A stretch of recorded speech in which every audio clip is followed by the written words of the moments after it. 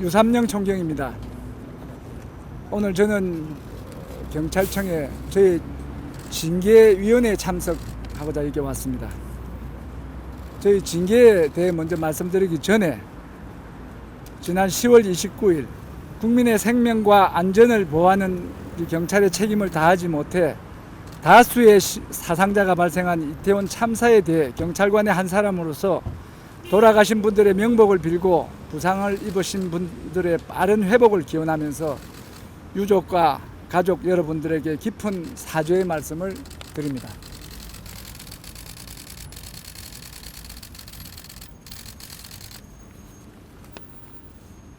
참사의 발생 원인과 책임에 대해서는 경찰 수사와 국정조사를 통해 책임자 처벌 등 상응한 책임을 묻겠지만 잘못된 시스템은 지금 고치지 않으면 언제든지 다시 발생할 수 있기 때문에 저는 오늘 그 시스템과 관련한 말씀을 먼저 드리도록 하겠습니다.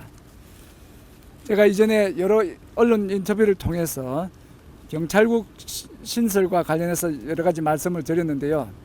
우리 경찰은 국민의 경찰이고 이 국민의 경찰을 통제하기 위해서 경찰국이 신설됨으로써 경찰국 인사권을 장악하고 경찰청장을 통제하게 되면 우리 경찰의 관심이 그동안은 국민을 향해 있었는데 국민을 등지고 권력을 가진 방향으로 그렇게 되면 국민의 안전과 인권을 침해할 가능성이 높다고 수차례 말씀을 드렸습니다.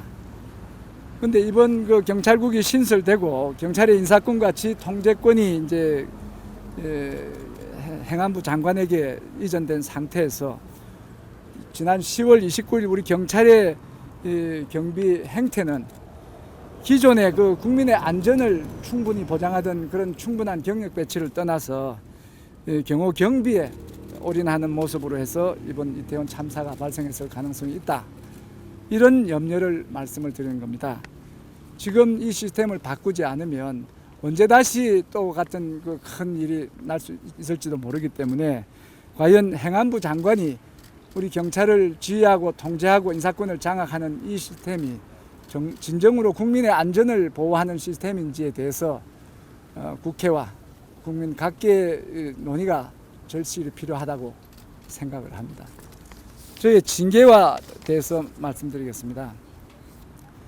저희 징계에 대해서는 이제 여러 번 말씀드릴 그 과정은 여러분들이 다 아실 거니까 생략을 드리고 저희 징계에 대한 그 우리 경찰관 대부분들이 반대를 하고 있습니다.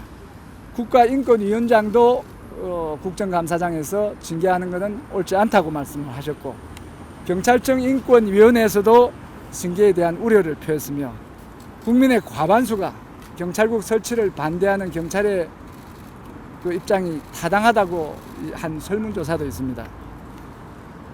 더구나 경찰청 시민감찰위원회에서는 경징계 권고를 하였음에도 불구하고 경찰청장이 저에 대해서 중징계 요구를 한 것은 더더욱 부당하다고 생각합니다.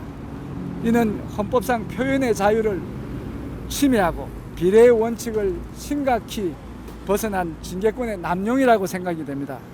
저는 징계위원회 출석해서 제 입장을 충분히 소명하겠고 부당한 징계 결과가 있다면 소청, 소송 등 법적 절차를 통해서 계속 바로 나가겠습니다. 다시 한번 이태원 참사로 돌아가신 분들의 명복을 빌고 부상을 입은 분들의 빠른 회복을 기원하면서 유족과 가족 여러분에게 다시 한번 사죄의 말씀을 드리겠습니다. 총경님, 저 가시기 전에 몇 가지 질문을 먼저 드리겠습니다. 입장문 말씀을 해주셨지만 사실 오늘 징계에 출석하시는 마음이 무거우실 것 같은데 소회를 먼저 좀 여쭙겠습니다. 제가 말씀드렸다시피 제 징계에 대한 염려는 뒤로 하고 이 지금 경찰이 국민을 보호하지 못해서 이 대규모 참사가 발생한 것에 대해서 제가 35년 경찰 생활을 했는데 치욕스럽기도 하고 죄스러운 마음이 먼저입니다. 제 징계는 법적 절차를 통해서 회복할 수 있지만 돌아가신 분들의 그 안타까운 목숨은 누가 보장을 해줍니까?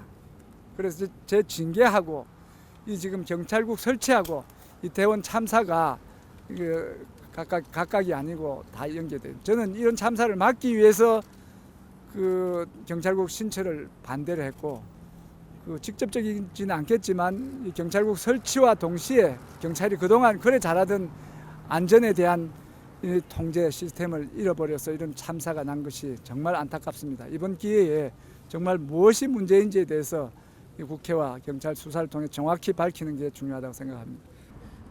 뭐 다시 만약에 지난 7월로 돌아간다면 경찰국 반대는 물론이거니와 전국 경찰서장 회의를 그때와 다시 주도하실 건지 그 부분도 좀 여쭙고 싶습니다.